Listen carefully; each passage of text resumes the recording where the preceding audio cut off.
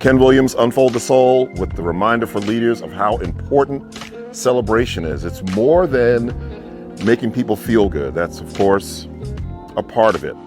But the real strategic purpose of celebration is to reinforce those behaviors and practices you want to see done over and over again.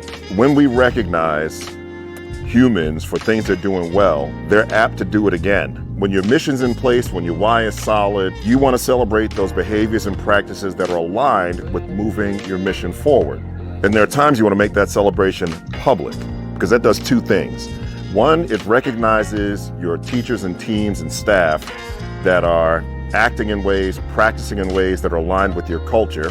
And then two, for those who aren't, someone like me, that's gonna make my butt burn, because I'm gonna want some of that shine.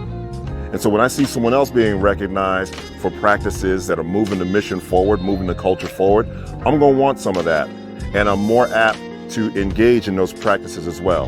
And that's why celebration has to be aligned, and it's gotta be public. You can find more information in our best-selling book, Starting a Movement, written by myself and Tom Herc. Until then, let's make magic for kids. And as crazy as things are, when you wake up on the right side of dirt, you're playing with house money, baby. You're playing with house money.